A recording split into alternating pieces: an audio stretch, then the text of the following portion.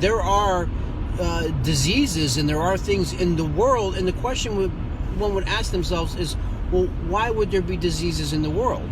If God created a perfect world, why? And of course, the Christian response is that, well, it's because of sin, because man fell short of the glory of God. That's why we have sin. So then I would ask the question, well, okay, maybe that could be an explanation. Doubtful, but let's give them the benefit of the doubt, right? How does that even transpire? Like, how does the act of someone sinning, how does the act of, like, me doing something wrong bring about microorganisms and pathogens and all these other things that we know, like, science didn't know. We didn't know until science developed and evolved. We didn't understand those concepts, and they're completely void from the Bible. The Bible has no knowledge of those kind of things, of diseases and things that we just, if we looked at the world and it was supposed to be a perfect world, we wouldn't expect to find these things. I mean, I can't cite a ton of examples, but this is one of them. Talking about transferring respiratory illnesses and stuff to one another. The fact that exists, we would not expect to find that in the world. And there are a number of other things. I just can't think of them off the top of my head. But most of us are aware of, just looking at germs and diseases and things of that nature that leave us scratching our heads, going, "Wait a minute, this shouldn't be the case. If this is really supposed to be a world created by God, why would these things exist?" And then, of course, going back to what I was saying, well, it's because of sin, right? That's what the Christian response is. Now, again, sin is something that, is subjective. People just determine and say, okay, this is a sin or that's a sin. This type of behavior, this type of act would be sinning towards God, and against God or whatever. And so it's like, the thing I was saying about being the ultimate huckster, selling something of very little value or that's, questionable value, or a charlatan, someone that's, selling you snake oil or something that's supposed to cure you, that with very little evidence to support it. And yet when we look at the world around us, we see that we live in a very crazy world, a very unpredictable world, and a world that is made up of all kinds of, like I said, diseases and pestilence and all the bad things that can happen to a person.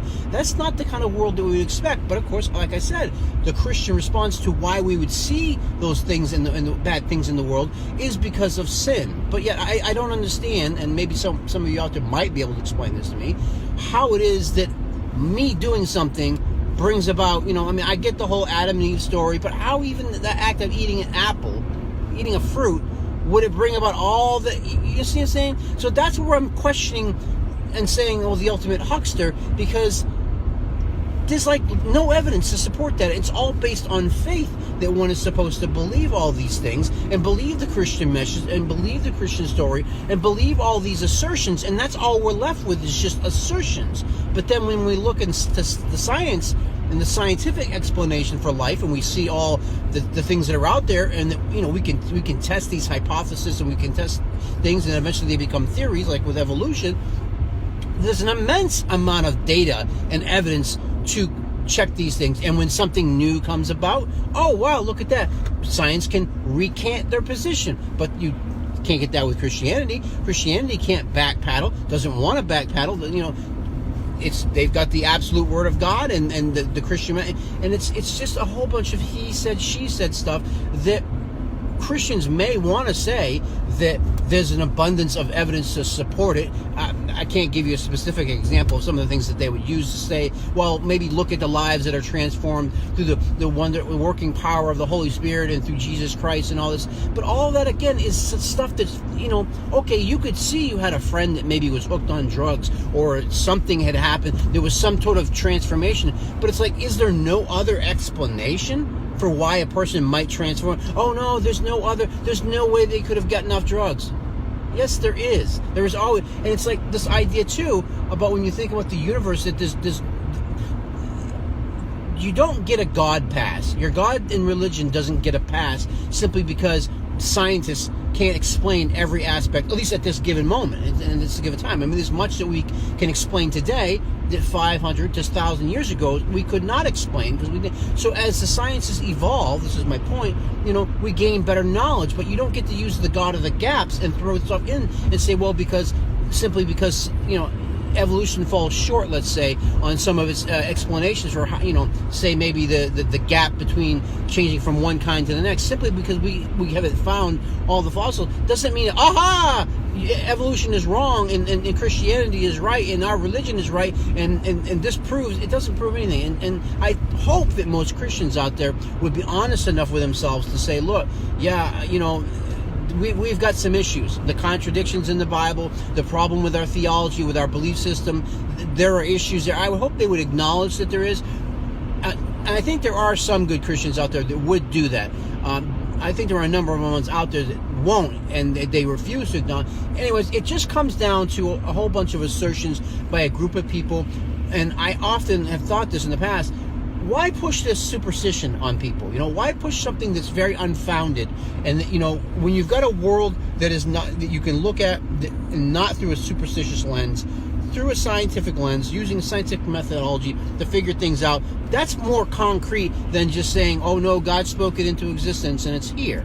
I mean, that's not the world we live in. And the world that we do live in, going back to the diseases and stuff like that, is not one that reflects. And so, of course, I understand Christians, religious people have to say, well, the reason there's this death and destruction and all this diseases in the world is because of sin. But it's like, that's just an assertion that's birthed out of necessity, that you have to, because the world doesn't look the way you say that it's, and say, oh, and we look at it, we're like, no, it doesn't look the way it should. If the Christian is right, the world should look differently, and it doesn't look the way that they say it should. Oh, well, just like with science, we say, oh, we have a hypothesis. We say, well, if my hypothesis if my theory is correct, when we test this is what it should look like, and lo and behold, it does. Or when it doesn't, then I guess we're wrong. So we would put that same litmus test, if you will, that same standard we would apply to Christianity, to religions across the world. And if they can't be substantiated, if they can't be held up, you say God exists,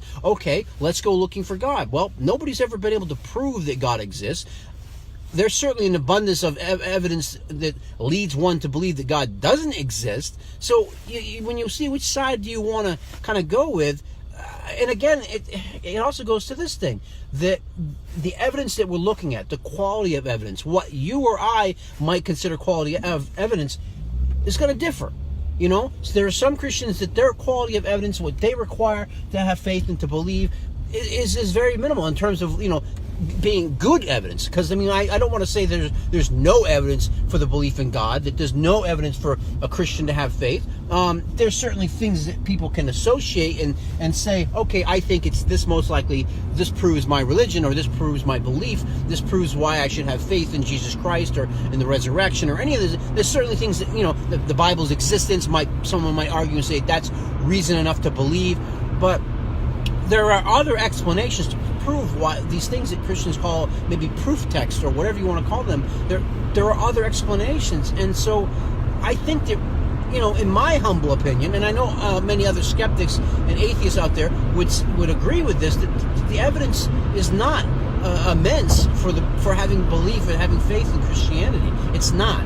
And on the other side, the evidence and information that's out there to cause one to not believe is an abundance out there. If you just look at the world. And I don't think, going back to what I said before, I don't think you can go and say, oh, well, the reason that the world looks the way that it does is because of original sin, is because that's why we have diseases in the world.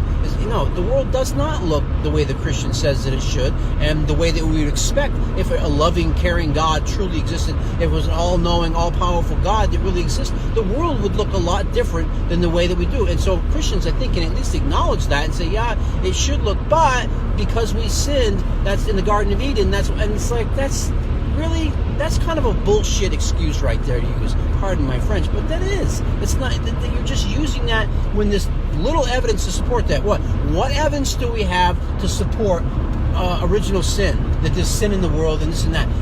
That's just an explanation that Christians and religious folks go to explain why there's bad stuff happening in the world.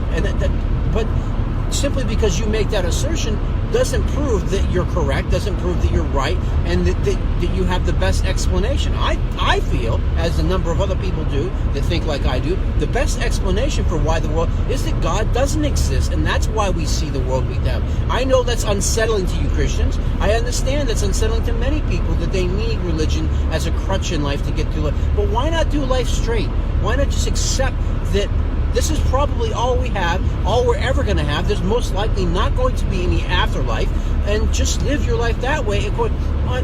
People do pass Wells' wager. They'd rather live a good life and die and find out there's no heaven and no afterlife than to do the opposite and then be like, oh, now I'm going to burn in hell for eternity. But does that really sound like a loving, caring, compassionate God that would do that to someone that used their thinking brain, used rational and critical thinking skills, given a brain that he allegedly gave the human being to think things through and say, you know what? No, Christianity just doesn't hold up. I'm sorry, I can't believe in this malarkey, but now you're going to send me to hell? Well, he would, and Christians have an explanation for that to get God off the hook. How no matter what happens, it's always our fault. We're always to blame. So what does this all mean to you? I don't know. What does it mean to me? It simply means that most likely, when we look at the world around us and we see all the death, destruction, and just atrocious things that happen, is that no, there's not a loving and caring God taking care of things and looking out for us. That's most likely not the case. I know some people may say I give this way too much time, way too much consideration, giving the Christian way too much benefit of the doubt that they could be possibly right. I think that's in the interest of fairness. I like to sift these ideas through and think about them, and I think that's for me, that's the best way to approach this subject. I'm willing to go a little bit, like a little ways with this topic and discuss it, but eventually I feel like Christianity and religion in general just falls short on the evidence side of really good quality evidence, and it just Christianity just amounts to nothing more than assertions, and wishful thinking, and back to what I was saying when I opened the video. Christianity is like the ultimate huckster, the ultimate charlatan, because there's a significant lack of evidence for us to believe in it. Take care.